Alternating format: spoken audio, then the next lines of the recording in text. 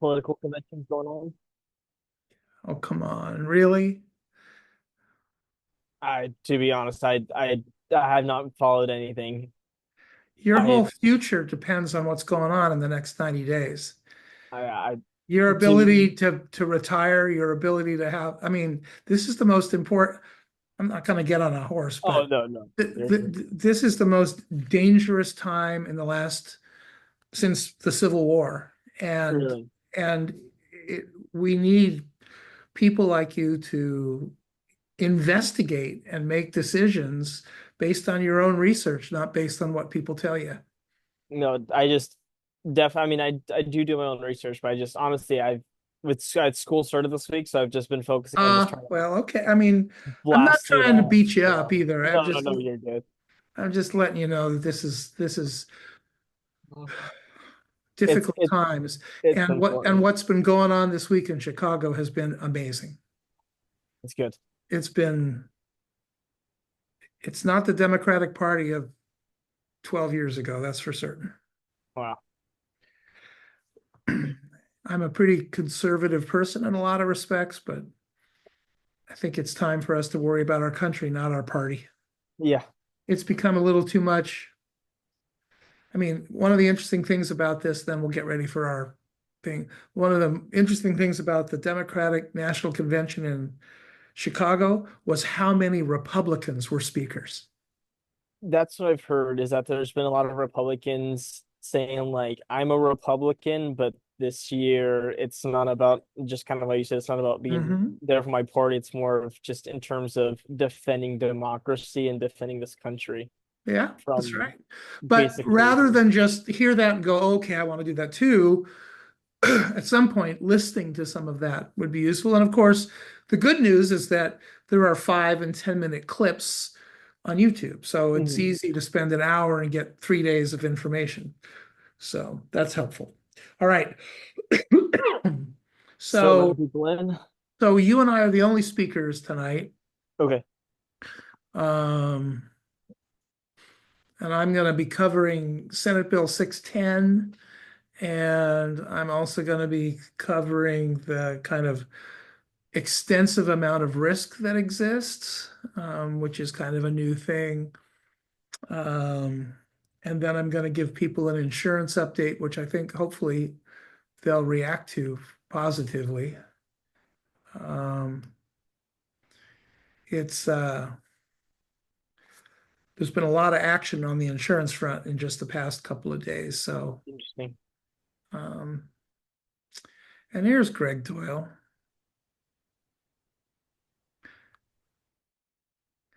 My God, are you in a mobile home? What's going on? I'm in my truck. Oh, okay. Yep. Watching planes at Van Nuys Airport.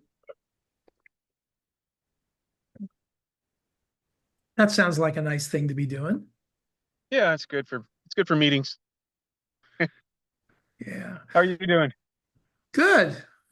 I imagine we'll have Busy, a, busy, busy. All those emails you sent out on the advisory group. Lots of stuff going on. well, I've been delinquent in getting stuff uploaded there. And so I had to get some stuff done because I'm about to leave for Sacramento for a week. All right. Uh, as I was telling Dante, we're going to try and get through this in about 45 minutes. So, because I imagine we'll have a pretty light attendance anyhow because of the convention. Um, Could and be. so we want to just try and push through it. I think we got some good stuff to share, so that's good. Good. I even have, well, I'm not sure if I have any photos from you in tonight's presentation, but um, It's okay if you don't. yeah, I mean, that's not part of our deal, right? But at the same time, just to let you know, but it should be hopefully interesting as always. So, Yeah. and I'll let people in about 3 minutes. Um, bunch of our folks just went through this wildfire assessment educational process with LA County Fire, I guess kind of on behalf of CAL FIRE. How'd that go? It went really well. I mean, Cal Fire kind of led the front, and LA County Fire chimed in here and there, but it was interesting. It was, I mean, a little bit of repetitiveness, but it was more of just kind of giving everyone the same information, so everyone's at the same playing field and not assuming that people don't know things. So they kind of, but other than that, I mean, it was interesting, and how they want us to do their home assessments is really straightforward and giving us good, proper guidelines and whatnot, and Good. shouldn't be too hard to mess up. And I made a lot of contacts as well. So Who That's from uh, always LA, good. who from Cal Fire was there? Randy Northup, he works I know him. in office state fire marshal. Jory Feldman, and then there was a chief. I didn't get his name, but there was a few other people, and then it was LA County Forestry people were there as well. And Terrific. then I made some good contacts that I'll be actually meeting, doing some meetings with them in terms of coordinating and getting stuff within LA County going. Well, next week I'm going to meet with the fire chief for Cal Fire and the fire marshal and the deputy chief for the county coordinator program and some other people that they're going to bring in. And that should be an interesting. I mean, it was originally going to be 30 minutes, and then they made it 90 minutes long of time. So they Wow. obviously have something in mind. I don't know exactly what it would be, but something. And you're gonna be there all week, huh? Yeah, I'm meeting Wow. with the state insurance department, with state senate folks, assembly folks. I have 3 different meetings with Cal OES, meeting Ooh. with Cal Fire. I may go over to Clear Lake to look at how their home hardening program works. Um, so it's Busy, going to be busy. busy, busy week. Well, it's really important for us to do all we can to see that, funding for this continues Heck uh, yeah. um, into 2025. And right now, that's kind of dicey.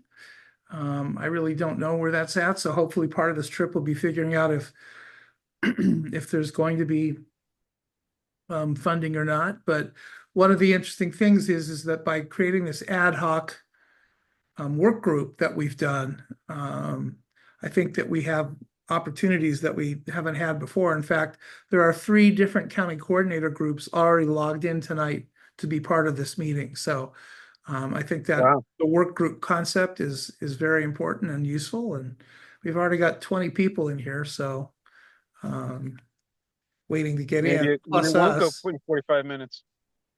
Yeah, so we'll see what happens. Yeah. And nice to see you, Bill. You're looking scraggly and grandpa-like. Thank you. Absolutely. Well, if you ever need me, it comes off in a hurry, All right. as you know. All right. I'm gonna Hey, let David. Chris here everybody on in. audio, just saying hello. I'm driving. I'm here. Okay. Everyone's coming in.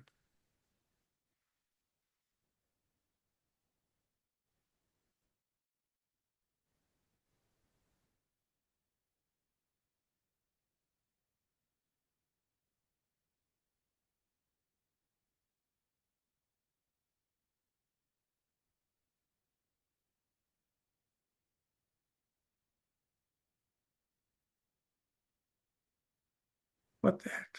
I hate it when that happens.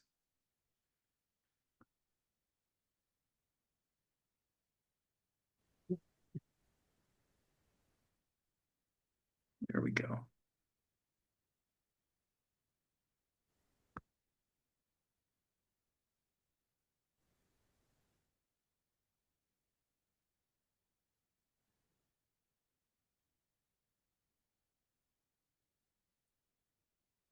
Our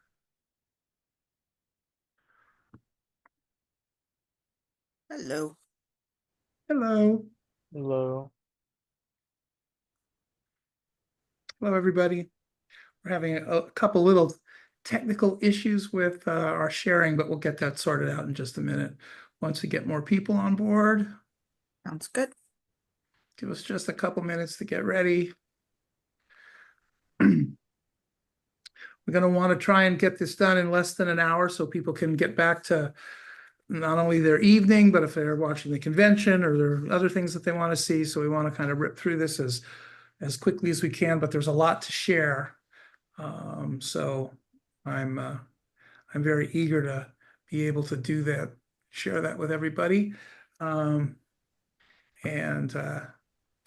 give us just a couple minutes because a couple more people are kind of logging in here. We want to make sure we get everybody in.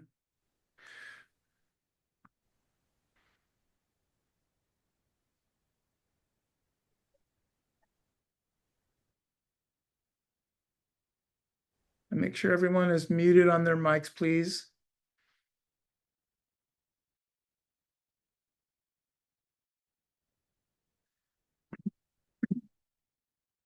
Thank you for joining us tonight, Chief Moore.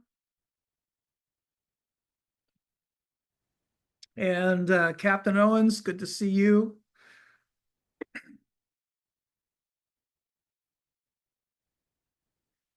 All right, about less than 1 minute and we'll get going.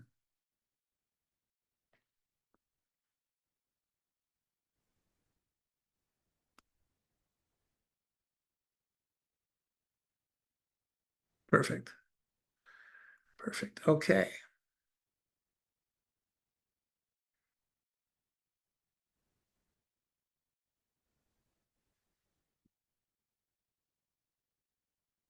Can everybody see my screen?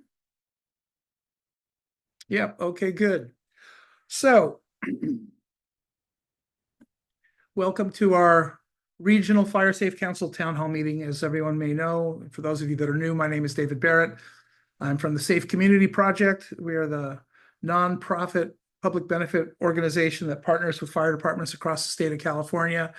And in the Southern California area, we have two public safety divisions, MySafe Riverside and MySafe LA. We're partnered with multiple agencies in Southern California. Our relationship with the Los Angeles City Fire Department goes back to 2008. And the LAFD and ourselves are collaborating on what we call the Wildfire Resilience Alliance for Los Angeles. We're very fortunate to have one of the deputy chiefs joining us there tonight, and hopefully the information that we share tonight will be useful to everyone. We're going to try and move through this as quickly as possible, but there's some very important key things which I think everyone will benefit from learning about. We typically do a couple of things, kind of a code of civility. We're all trying to do the same good work, and we know that you guys are interested in the right things as well. So please be nice to everybody. We are recording this, but we're coming up with a completely new way of sharing this information. So originally we were simply making the recordings available, but it's not really good enough. So we're coming up with a way to make sure that people can actually see the overall event of what we've done. And that's taking a little bit of work and modification to our web environment. Hopefully we'll have that up soon. So thanks for your patience. One of the things that we do in these presentations is we use QR codes so that if you're interested in going to a website or seeing something that we're telling you that might be useful for you, you can take your phone and just put it up to the computer monitor and it'll take you someplace. You don't have to do any typing or try and remember something or write down a URL directly. So here's our agenda for tonight. Some opening remarks. We're going to have an update on our Wildfire Alliance with the LAFD. I'm going to talk a little bit about a Senate Bill 610, which is very important for everyone to understand the potential ramifications for it, including our fire department partners. We'll have a wildfire situation report kind of telling us where we're at with wildfire right now. That'll lead into talking about Zone Zero, which is one of the most highly discussed and controversial issues related to protecting your home. And we've got some kind of good information about Zone Zero for everyone. Some insurance updates. A lot has happened in the last 60 days. And we want to make sure everyone's up to speed on what's going on with that. And then we're going to talk a little bit about what's next. So that's our agenda.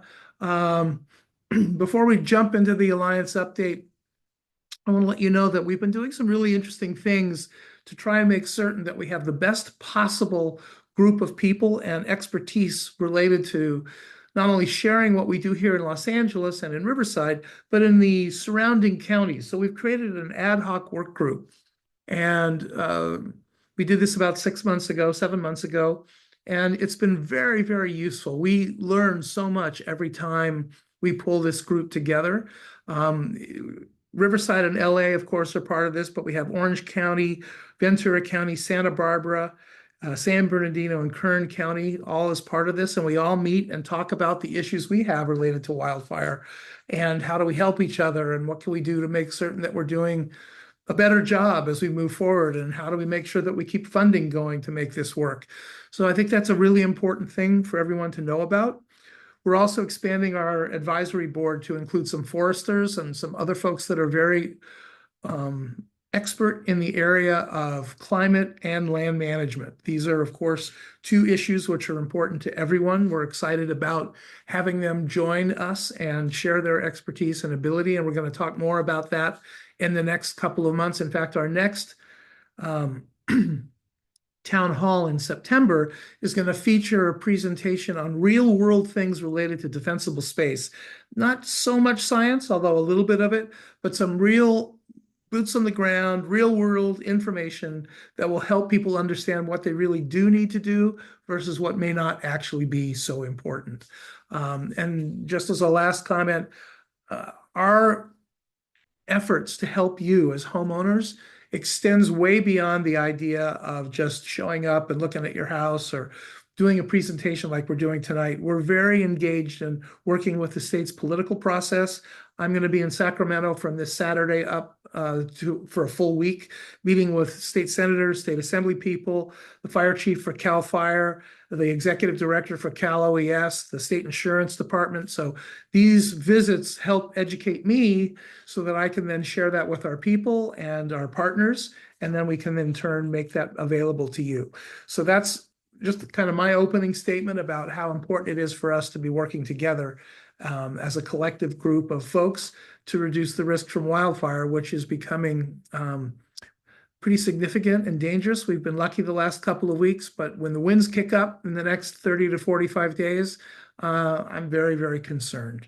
So right now, let's turn it over to Dante Cornejo. He's our former hotshot wildland firefighter and EMT, and he is our lead county coordinator. And I'm very anxious to hear what Dante has to share with us. Thank you, David. Hello, everyone. Hope everyone's having a good night. We're just going to go over just a little update of our efforts. So these are our current statistics. We've engaged with 23 homeowners associations. Overall, within those 23, we've affected about 12,200 homes. Approximately 400. I'm getting tongue-tied. I apologize. 40,300 people within those HOAs and communities. Our target number for HOAs to engage this year is going to be 30. So we still have some work to cut out, so 7 more, but believe that we can do it. Our target number of homes is about 20,000, and our target number of people engaged is about 58,000. A little update from our Wildfire Alliance within MySafe LA and LA City Fire Department. We just recently put on a presentation with the Foothill Trails Neighborhood Council, which went really well, and Chief Moore actually spoke and was a presenter there along with myself. We have MySafe LA has an upcoming presentation with the Shadow Hills Property Owners Association, and also just recent meetings with the Mountain Gate communities, Bel Air communities, Bel Air Ridge, and also coordinating with and meeting new communities to set up meetings to help engage with them and to further push home hardening, defensible space, and just education in terms of wildfire preparedness. And also in terms of our partnership, we also have an upcoming wildfire safety fair in the Hollywood Hills area, which will be in coordination with us, MySafe LA, and LAFD. And then, David, if you could hit the next slide, please, sir.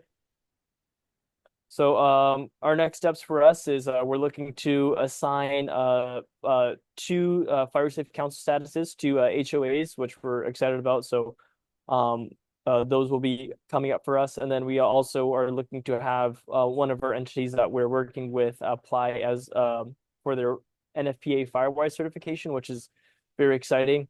We also, as I've said, we have additional wildfire safety fairs going on within the greater Los Angeles area, and we are continuing our home assessments in terms of wildfire resilience, wildfire readiness, and wildfire prevention in terms of home hardening and defensible space. And then for our next wildfire safety fair, it'll be September 14th from 11 a.m. to 2 p.m. at the International School in Hollywood. And the address is going to be 4155 Russell Avenue in Los Angeles.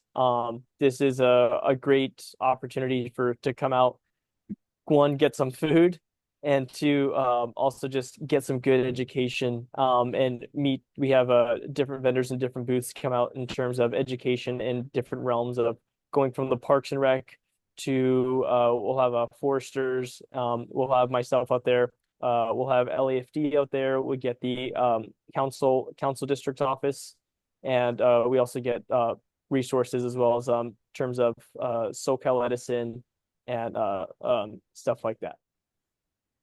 One of the things that I want to mention is when you brought up the idea, Dante, of home assessments that help people understand the things that they need to do to make their homes better protected, and also as it relates to qualifying for NFPA status or Fire Safe Council status.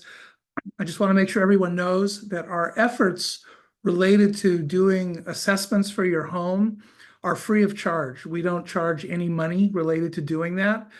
So if you need an assessment of your home or you're interested in that, reach out to our office. There is an email address on the website that you can use. The simple email would be info@mysafela.org. Pardon me. And we can organize coming out and doing an assessment of your home at no charge. So, and we're happy to do that. Of course, we're a nonprofit, so we always are interested in people making donations, but that would be up to you. It's not part of an assessment. Dante, anything else you want to add? Nope, that's it. Thank you very much, sir. And if anyone has any questions for me, I'll put my email in the chat. Feel free to reach out to me. Yeah, that's a great idea. All right, let's talk briefly about Senate Bill 610. This was raised and introduced to the Assembly several months ago, and it's an interesting and very dynamic bill that directly relates to wildfire and where we live, and a lot of the fundamentals that we've been thinking about for more than 2 decades now. Senate Bill 610 recognizes how the state fire marshal, CAL FIRE, has established fire severity zones from low risk to very high fire severity zones throughout the state of California. 610 would eliminate the CAL FIRE creation of those zones and instead would establish a series of new building codes that would require homes to meet those codes anywhere that they are built in a wildland urban interface. The maps wouldn't disappear, however. They would be relegated to local jurisdiction. So, for example, the County of LA City, since we're talking about where we are, but, Santa Barbara City, Santa Barbara County, they would make their own maps. They would make the maps known to CAL FIRE. There would be a 60-day period for public comment about whether it really was dangerous or not. And from there, we would have a whole series of local maps. CAL FIRE has been fairly proactive about supporting this because what they're really looking at, and one of the themes that we'll address throughout the evening, is the need for new mechanisms for managing wildfire. So what this is really designed to do is to say, rather than just telling us how dangerous everything is throughout the state, let's make sure that we're building homes that can withstand wildfires, because we're not going to stop every wildfire. And in fact, wildfires in the open, in our forests, in our open spaces, they're actually part of nature's cycle, and they should exist. They should occur. We simply want to make sure that our homes don't burn down when there are wildfires. So this has been one of those issues where there's people who are very supportive of it, and there are people who are very much against it because they want to make sure that there is a state level recognition of where the dangers are most likely to occur. However, Senate Bill 610 died in the Assembly last week. So what that means is that there was not enough interest to actually bring it to the floor to have a vote and then to move it on to the state Senate. But the fact that it died in the Assembly, it's not the end of the road. And that's why we're talking about it tonight, because otherwise it'd be moot and there'd be no reason to bring it up. But it's going to be revived again next year. One of the things I'm going to be talking about when I'm in Sacramento is, what are the implications of this? How does it affect local jurisdictions like the city of LA and the county of LA? And other counties for our partners that we work with. And what does the revival mean? And what are the chances of it moving forward? This could dramatically change how we look at insurance, which we'll talk about again in a few minutes. It could change how fire resources are pre-deployed. It could change a whole number of issues. So it's actually a very important bill. And if you have questions about it, we'll be able to address that a little bit later tonight. So now let's talk a little bit about our wildfire situation overall. And one of the most important things is that for 2 years now, we've had really good winter rainfall, and we've had lower than normal wildfire activity. As most of you know, 2024 is not that. 2024 has already seen more than 10 times the amount of acres burned as last year, more than 5 times the amount of acres burned on average for the last 5 years. And the heat related to some of these fires has been absolutely remarkable. If you see a burn scar following a wildfire, you can actually tell to some degree how hot it is, or how hot it was rather, because if it's extremely hot, the ash that's on the ground is white.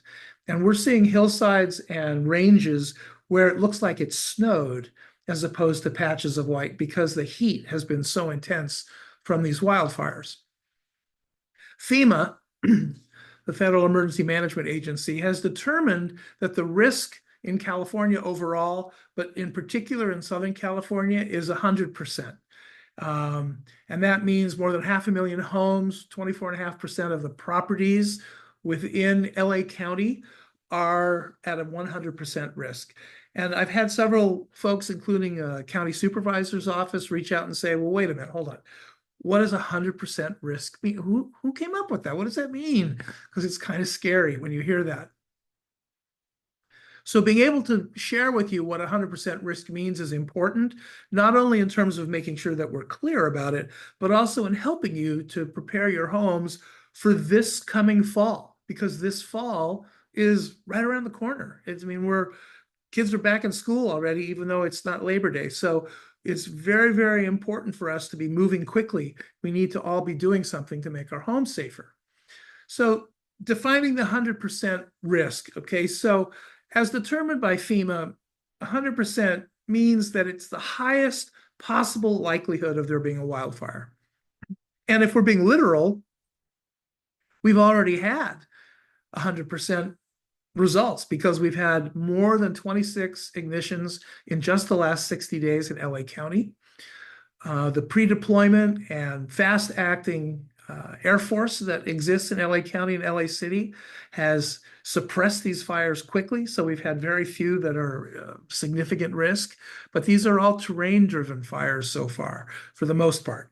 And as we move into the fall and we have wind, then the dynamics are going to change quite a bit. So FEMA takes into account a whole bunch of different factors, right? So they take into account historical, how many wildfires have existed in the past and how dangerous were they. So we've had Woolsey and Saddle Ridge and Getty, just to name a few. What are the climate conditions? How is the climate affecting us? Vegetation type. We have a real issue in LA County, as we've talked about in recent events, recent town halls, with invasive species.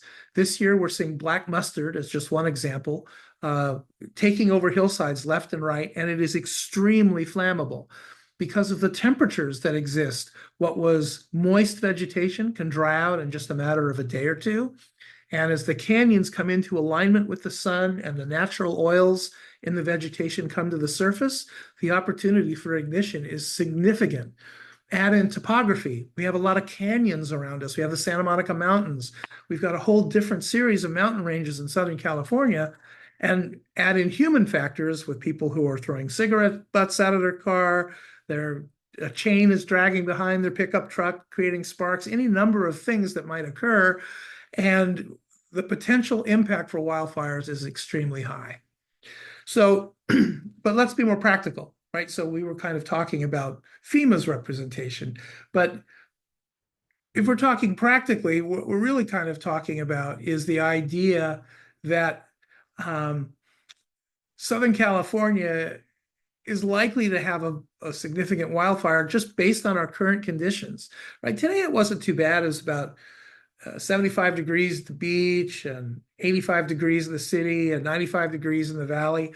But we could see those temperatures at 10 to 15 to 18 degrees higher. And so it's really important that we take this graphic that you see about creating defensible space around our homes very, very seriously. And there's a lot that can be done quickly. Next month, we're going to talk about the 5 steps for home hardening and defensible space that cost only a couple $100 as opposed to thousands of dollars, and that can save you more than that in your insurance. So we're trying to make sure that we share these things in an ongoing way, but understanding zone 0, zone 1, and zone 2 are very, very important for multiple reasons, and we'll be talking about a couple of them right now. I really want people to take a quick look at this graphic, and we're going to give you some more information there. The IBHS, the International Business Home Safety Organization, has been doing a lot of research relative to wildfires. And in this particular example, they've built what could commonly be looked at like condominiums. They're thinking of it as 2 homes. The home on the left is traditional construction, right? And it has wood fascias on it. It has a lot of materials within the 5-foot zone 0 range. And it may be hard for you to see in the presentation, but the air is filled with embers from a fire burning 30 feet away from these structures. So the embers fly at the structures. The right-hand side is a home hardened structure, double pane windows, non-flammable siding, nothing within the 5-foot range of the home. And you can see the difference. One home is burning and will shortly be destroyed, and the other home is completely intact. And ultimately, that's where we want people to be, but we don't need to go to the extreme of doing everything all at once. And I think one of the challenges when we talk about the 3 zones, 0, 1, and 2, is that it's overwhelming. People are like, well, I don't have $100,000, or I don't have whatever the amount of money might be to make their particular home that safe. And our viewpoint is, and the state fire marshal, Daniel Berlant, and I just talked about this last week while we were at a conference together. And, it was, well, look, let's be reasonable. Let's get a few things done. Let's take these one step at a time. But you can see the difference here. And if you want to see this in a little bit more detail, you should watch the demonstration. It's really, really good. It's only a couple of minutes long, and it shows you clearly the difference between a properly hardened home and a traditional home, meaning one that hasn't been retrofitted. It doesn't have to be that old. It might be a home that was built in 2010, but many homes were built in the 70s and 80s as well. So watch the demo, just grab your phone and capture this QR code, and you'll be able to watch this at your convenience. But it's pretty remarkable stuff, and it underscores the value of what we're talking about relative to home hardening. Here's an example of a home in Riverside County. The trees and vegetation that are in the foreground caught fire initially, which then set fire to the wood fence, which then set fire to the top of the awning, which then set fire to the house, which made it a total loss. And this is a really good example in this image about how simple it can be to have your home burned down because of a few bushes or a few little trees adjacent to your home. And it's something that we want you to try and avoid. So having said that, let's spend a few minutes talking about the truth about Zone 0. So Fire Marshal Jason McBroom, the small Northern California Fire Department, who's very involved in this process, has said Zone 0, or the ember-free zone, refers to the first 5 feet around the perimeter of a home, business, or any structure. And that could be your garage, it could be a shed, it could be a barn, it could be anything. If it's a structure, we want to make sure that it's as protected as it possibly can be. So here's the language of Zone Zero. The language of the law, and by the way, since 2021, Senate Bill 63 is the law in California, which states that anything that is flammable within 5 feet of a structure must be removed by law. But the reality is that a lot of people, and we talk to these people when we do these assessments and fire safe council meetings, and we're helping people become NFPA Firewise sites. Every time we go into a neighborhood, there are people that say, I'm not removing these hedges, or I'm not removing this tree. I love it, and I would rather risk my home burning. The challenge is that if they allow their home to burn, the heat, the radiant heat from that fire, the embers from that fire could burn the homes down around them. So they're making a decision that just isn't related to their home, it's related to their neighbors as well. This is a community-wide issue. But still, the reality is that a lot of people don't want to remove things that they feel make their home more attractive. So what do we do about that? How do we manage that? What exactly can be done right now, today, so that we're as close to compliance as possible, but we're not losing our minds over Zone Zero?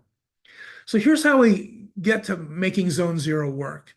We should remove garbage, dead vegetation, do some gardening around your house. That doesn't mean you have to remove your hedges right now. That doesn't mean you have to remove the beautiful redwood tree that is standing next to your home, but get rid of the garbage.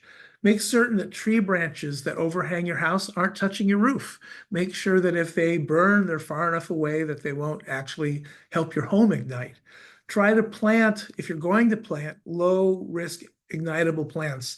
Ice plant is a just good example. Any plant will burn if it's hot enough, but ice plant retains moisture really well and it doesn't burn easily. So low-risk ignitable plants within that 5-foot zone. Make sure that things like the vents on your house, most people have vents for the crawl space at the bottom of their house. And if they have an attic or an attic space, they have vents at the top of their house. Make sure that those are 1/8 inch vents. You can buy a roll of it at Home Depot for $30 that will cover a 2,000 square foot home. And then you can either apply them or you can hire someone to apply them. But that's a very simple issue that helps to mitigate the risk in Zone Zero. And here's just 3 images. These are all from the city of Los Angeles. We've gone back to these places over a period of time. So it's not as if someone put some trash out waiting for the trash people to come. This stuff has been adjacent and adjoining or growing on top of homes for a long, long time. And if there is a wildfire, and these are all in the wildland-urban interface, these homes will burn. I mean, it's a guarantee that if fire embers hit this street, these are 3 different streets, hit these streets, these homes are going to burn down. There's no 2 ways about it. Even if someone is on the roof with a garden hose, which they shouldn't be, but for whatever reason, these homes are going to burn. And if someone thinks that a garden hose that will keep everything wet, when you've got 1200 degree or higher temperatures, that water will evaporate within a matter of seconds. So this is a good example. If you clean this stuff away, you've done a really good job at trying to mitigate what's going on with Zone Zero. This is really important for everyone to know as well. The state fire marshal is aware of the fact that a lot of people are concerned about Zone Zero, and he's trying to figure out with his team, what can we do to make Zone Zero more palatable? How can we adjust it so that the business of lowering the ignitability of your home is met, but at the same time, people don't absolutely reject it simply because of what the law says. So Zone Zero is not being enforced by the state of California at this time. However, there are insurance companies that have read about it and learned about it, and they are enforcing it, or they may be enforcing it in the near future. So this is kind of a double-sided sword or double-sided threat in that this could be enforced next year with some adjustment, but insurance companies right now are flying drones over people's homes, making determinations about whether or not zone 0 is clear, and discontinuing insurance or granting insurance based on what they see.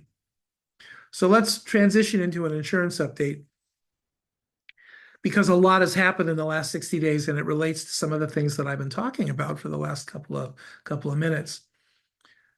Ricardo Laura, the California Insurance Commissioner, has published a new sustainable insurance strategy.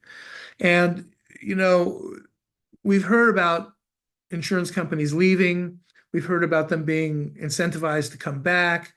Last September, the governor established some priorities related to insurance, and the commissioner agreed to follow them. This is the outcome of the last 10 months of work related to how do we make things more sustainable and how do we get back to a more normalized insurance market. And by the way, if we think the insurance market is bad here in California, don't move to Florida, because it's much, much worse in an area that can be hit by hurricanes. And Florida is probably the most expensive state related to that, but Louisiana, Georgia, Mississippi, I mean, there's a number of places where insurance related to hurricanes is bad. And Florida just happens to take the cake as it relates to that. But it's much more expensive, much more difficult to get insured in a hurricane-prone area than it is in California. So here's the new sustainable insurance strategy. I'm going to talk about some of the key points of it, but I'd like you to be able to read it and learn more about it. In particular, because there's already been 2 different public comment events, but my understanding is there's going to be at least 2 more. And if you want to get invited to those, if you want to learn about how those work, scan this into your phone and take a look at all of the detail there. There's maps, there's policy directives, frequently asked questions. There's a lot of really good information there for you. Here's the key components of the sustainable insurance strategy. Accessible insurance, right? So one of the most important things that we've all been dealing with is that we can't find insurance, right? So this is a goal-driven objective of making insurance available and affordable. So the idea here is that by creating a competitive environment, the cost of insurance will come down. There's a caveat to that, which I'm going to leave to the end, but there is an opportunity here to get what is essentially $1,000 a month for insurance down to perhaps $500 a month for insurance. We want to make sure the market's resilient, right? The California Fair Plan has been writing more policies than anyone can ever imagine, and that has put their sustainability at risk. So we need to make sure that we get people off of the FAIR plan when we can, but that we deal with one of the key issues. And the key issue here is not wildfire per se, it's the change in our climate overall. It's more wet winters, it's hotter summers, and it doesn't matter whether this is man-made or natural shift or cycle, we're dealing with climate that is extremely dangerous. I was just at a conference in Santa Barbara on wildfire, and over and over and over again, every speaker from all over the state and outside of the state who are experts at universities, fire departments, political folks, everything said the same thing. Climate change is real, and we're watching it happen right in front of us. So this means that we need to be thinking about how we protect our communities from climate change. So Laura said in a recent presentation, and I copied this down here so I could share it with you, my plan, I'm not going to copy his voice, my plan calls for insurance companies to write no less than 85% of their statewide market share in underserved areas. So that's not just wildfire, but also a floodplain. Thus expanding options and returning people from the FAIR plan to the admitted market. This is a really important objective for the state insurance department, which is to get people off of the FAIR plan after only a year or 2. So if we look at the state, we can see that the darker purple versus the lighter blue, there's a tremendous amount of FAIR plan. This is not showing wildfire or flood risk per se, but you can make an assumption from what you see that if people are on the FAIR plan, they're not able to get wildfire insurance from where they are. And you can see that it's taking over more than half of the state.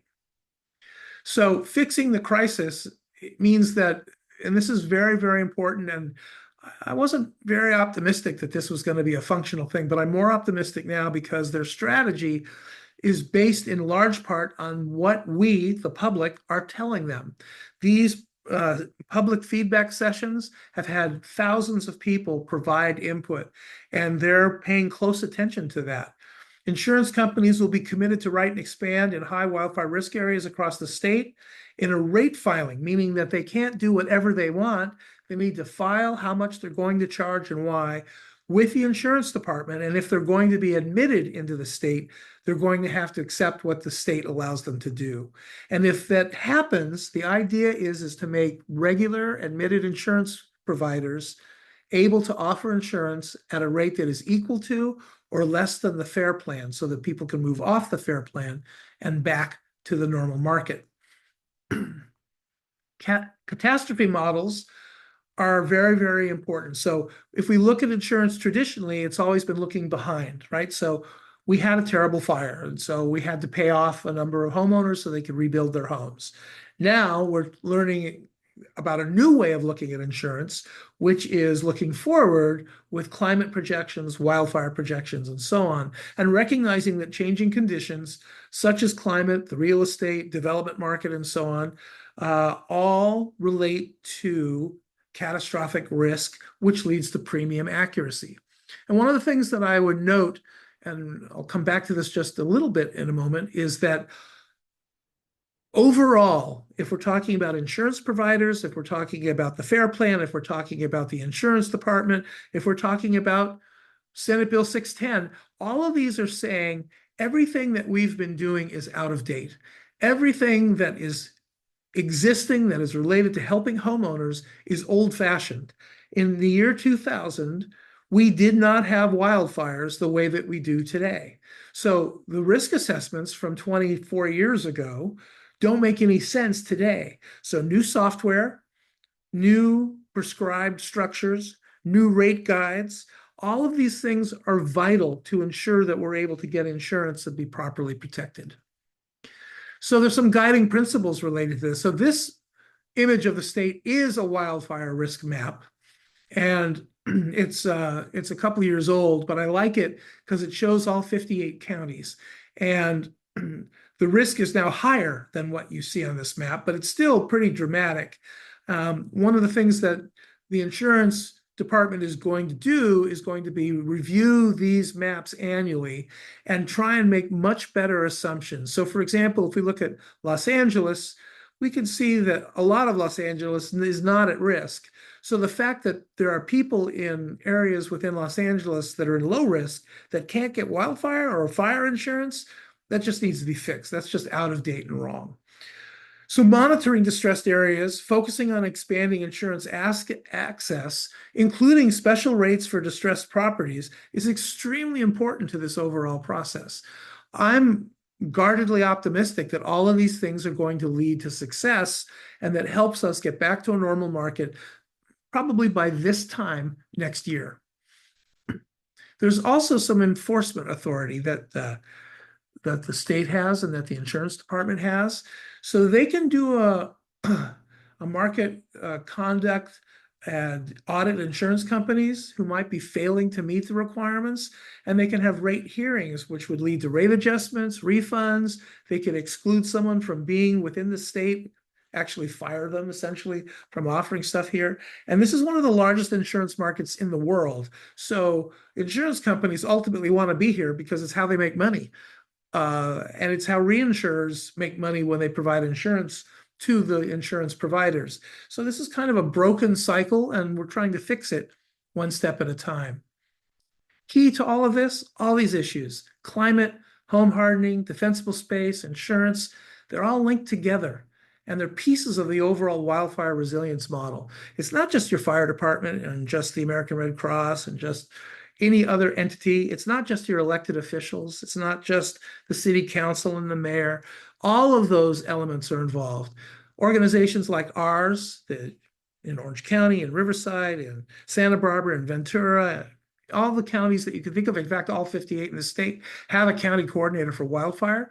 We're all working to make certain that we reduce the ignitability of your home and that we create better defensible space that protects you and that reduces the risk of your home burning, so that when there is a wildfire, and there will be wildfires, you can breathe a little easier because your home is better protected. And I think that's the bottom line of what we're trying to get to.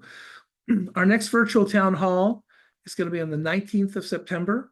We're going to have a terrific presentation about defensible space. We're going to have the 5 steps to lowering insurance costs. We're going to have several new Fire Safe Council announcements, some new Fire Safe Councils in the County of Los Angeles, and we're going to be very excited to share the news about that.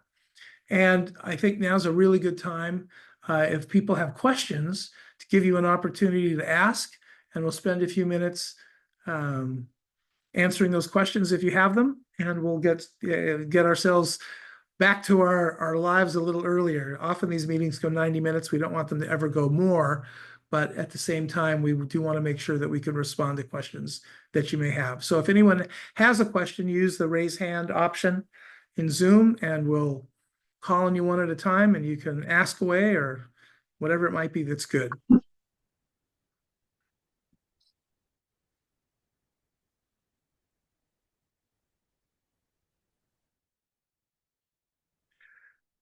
Okay, we've got someone with a hand up, but I'm not seeing them. Here we go. Mr. Williams, you need to unmute yourself, sir. Mr. Williams, unmute yourself.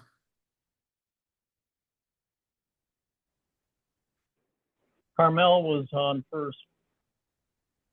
There you go. We can hear you now. Carmel was on first before me. I'm not seeing Parmel. So Parmel, since I can't see you for whatever reason that might be, go ahead and unmute yourself and ask your question. Okay. Okay. Hi, this is Carmel. Hi, Carmel. Sorry, I just had a question about, since you had talked about insurance. My question about insurance had to do with some information that I was getting from some of the insurance companies that we were trying to get quotes from.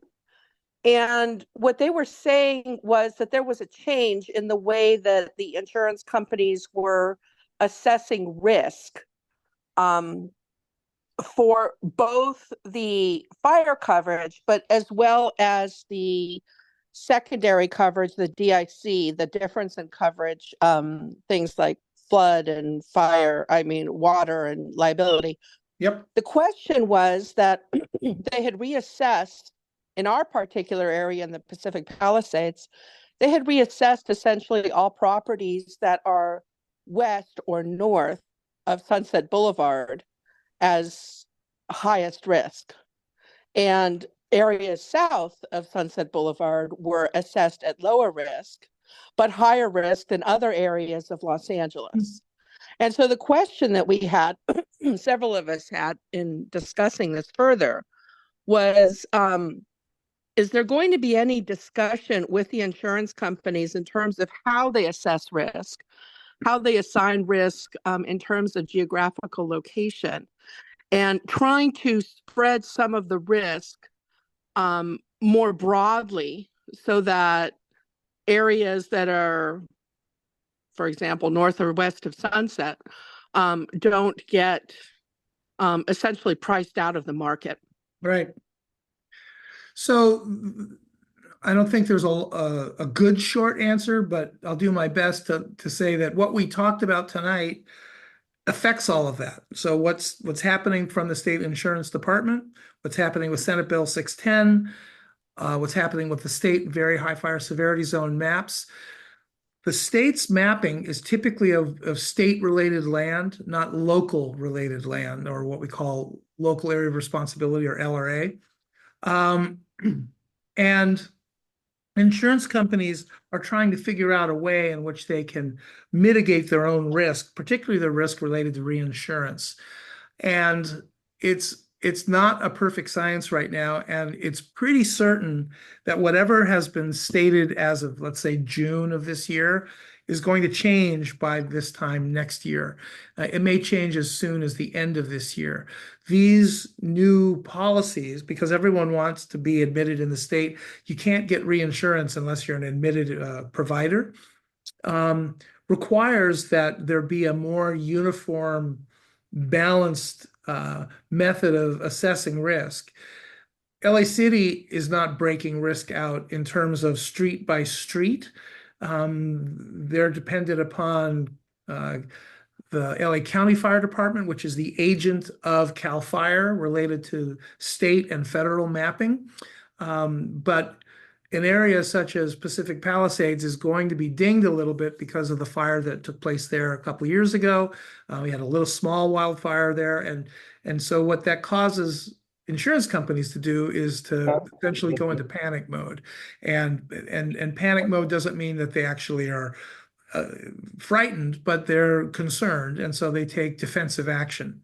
These changes that I described tonight, and if you go to if you had a chance to grab the QR code link to download or take a look at the page with insurance stuff on there, there's some stuff you could download, and then you can share that with your insurance company.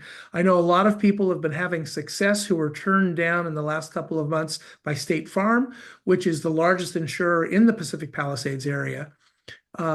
They've had some success at showing them what's going on and saying, hey, you need to think about this a little bit more. And so I don't know about people who are trying to get new insurance, but I do know the people that had insurance who were told they were going to lose it didn't actually end up losing it as a result of this. So we want to stay on top of it, and one of my guys is taking notes related to what you just shared, and we're going to look into this a little bit further so we can have a further update for you in our next meeting. Hang on, Eileen, we'll get to you. So we can have an update, and I'm going to raise it when I'm at the state insurance department next week. So I hope that helps in the short term. Mr. Williams, you're next, and then we'll get to Bill Barnett. You need to unmute yourself, though. Mr. Williams. Okay, Dr. Tom Williams from El Sereno, Northeast LA. Yeah. I'm in my 5th year of complaining about brush clearance requirements of the LAFD.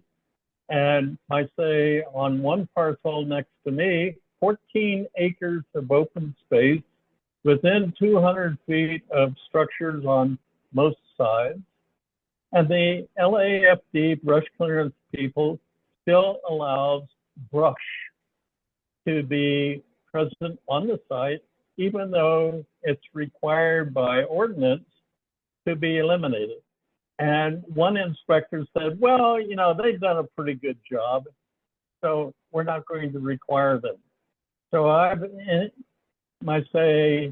told the LAFD brush clearance people that I'm making it on record, especially beginning next week, that if they don't clear the brush on parcels within 6 miles of City Hall, it's really a problem, and we're subject to fire danger, and it needs to be cleared. If it's not cleared, then the city fire department becomes a party to our future lawsuits to recover the cost of our house burning down.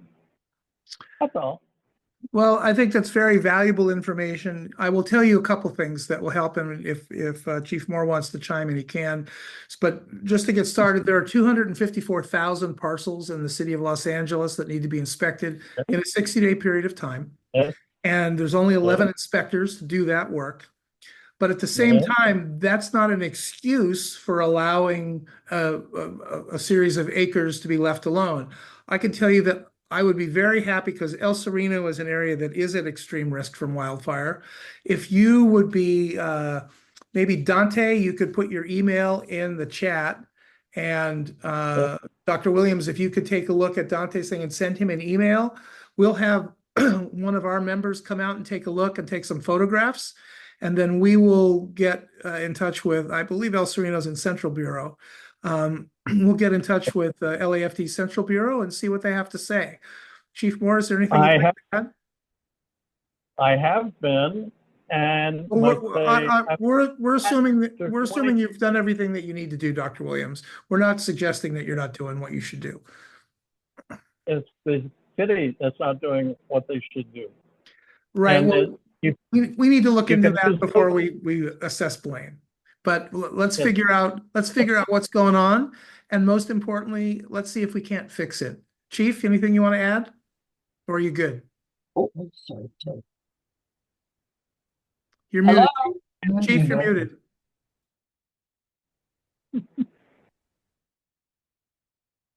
Click on it, Ted.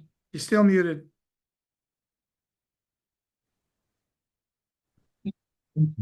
Let me see.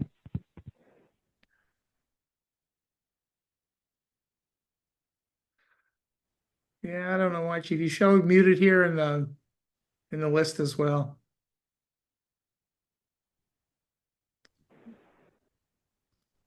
Now you show like you're not like we can hear you, so your mic must be not working for some reason. Who are you talking to? I'm talking to Deputy Chief Jamie Moore from the Los Angeles Fire Department. he can send me an email. So yeah, so he'll send a note. Let's go on to Bill Barnett, and then we'll get to Eileen Dorfman. Thank you very much, and thanks for this meeting. It's great. Just a question on Zone 0. So it's within 5 feet of the house, and you're referring to vegetation. So what about connected wood structures like decks, wood porches? And you're saying the insurance companies might start looking for this stuff. Are people going to have to start removing wood decks and stuff attached to the house? They may need to. I'm going to have Dante chime in here on this in a moment, but I would just the initial answer is you may need to take the 5 feet from the structure out onto the deck and replace it with non-flammable material. There are materials that look like wood that are concrete, and there are other kinds of non-flammable materials. Dante, anything you want to add? Yes, sir. So in terms of home hardening and Zone 0, there's different classifications. You have your Class A roof and stuff like that. And there's a grade, A being the best, C being passable. In terms of decking and stuff, there's Trex, which is it's a composite material. It's fire resistant. There's not a full non-flammable decking material.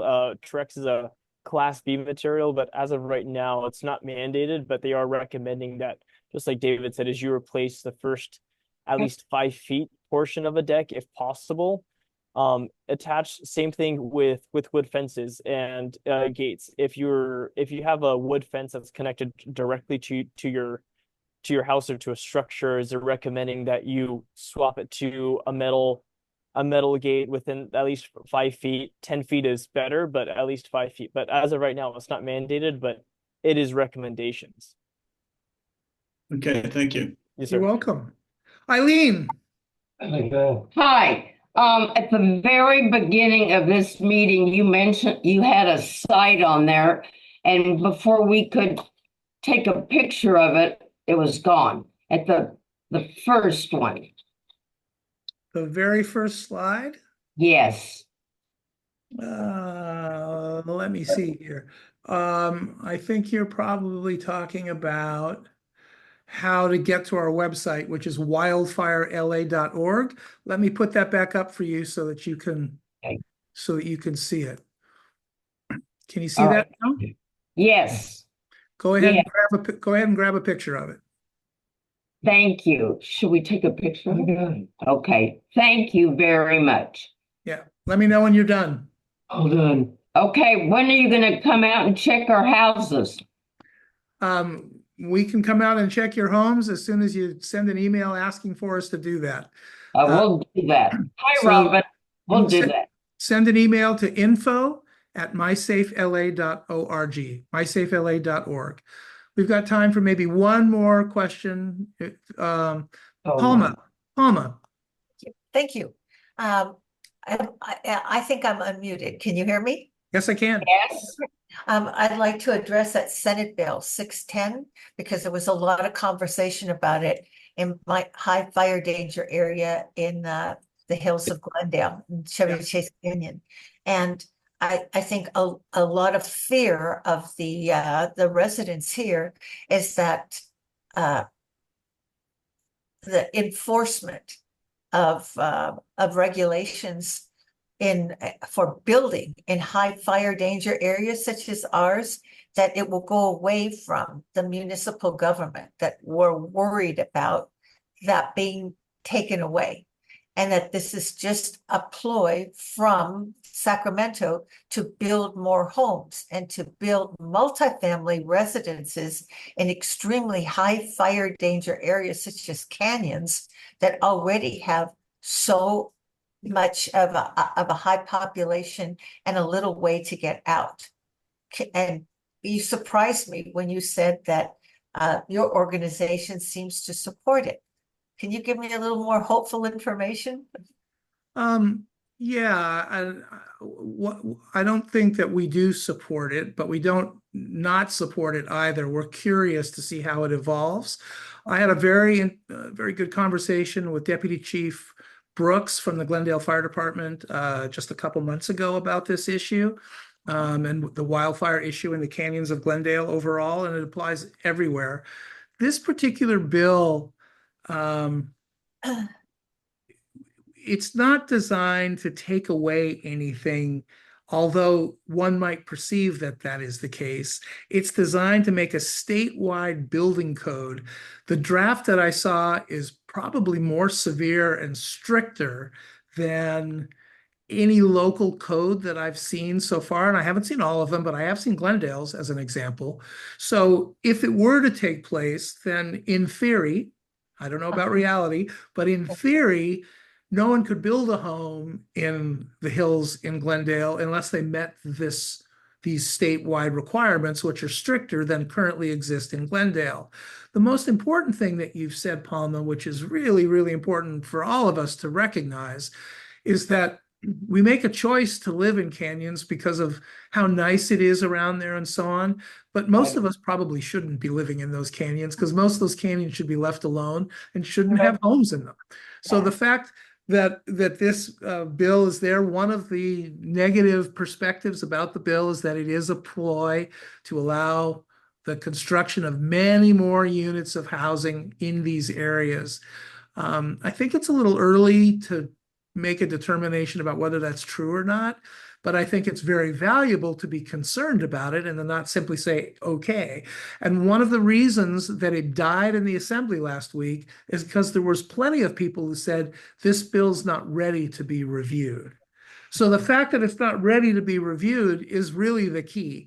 So there's going to be a time between now, the Senate and the Assembly will recess for the winter at the end of September, and they'll come back into session in February. But there's going to be plenty of time in the February through April timeframe next year to make your voices heard, so that people will be able to say, this is a bad idea or this is a good idea. I think what I said that may have been confusing to you is the state fire marshal, Chief Berlant, he is in favor of 610. And he's the one who would be responsible for the very high fire severity zone maps and for also establishing the fire code. I know Daniel really well. Chief Berlant and I have known each other for more than 20 years, and he is a very dedicated public servant, very concerned about the risk of homes. He's a pretty amazing guy. He's on a plane every single day to some part of the state, trying to make sure that his message and the message of CAL FIRE is reaching into multiple areas. I don't know how he does his job. So because he's just 24 hours a day going. So the reason I'm sharing that with you, Palma, and everyone, is that he's not owned by anyone who's a builder. He's not owned and doesn't care. He's very concerned every time there's a fire, and he works diligently to improve their Air Force, to improve the working conditions of their members, and CAL FIRE funds us so that we can do the work that we do to make sure that we're reducing risk. And that's all because of Chief Berlant. So if he's for it, there must be a reason, and hopefully I'll learn more about it next week. And I'll share that with everyone in September. Wonderful. Thanks so much. You're welcome. All right. I think that puts us out of time overall, but I really appreciate everyone being here tonight. And I think it's really, really important that we stay in touch with each other. If you have questions, Dante's had his email up there. Don't hesitate to write us. If you need your home inspected, don't hesitate to ask. We'll send a crew out there to do that. But our intention overall is to make certain that we do all we can to make you, your family, your neighbors safer from the threat of wildfire. So thanks, everyone. Really appreciate you being here tonight. Be safe and have a good rest of your week and a good weekend. Thank you. Thanks so much. Bye.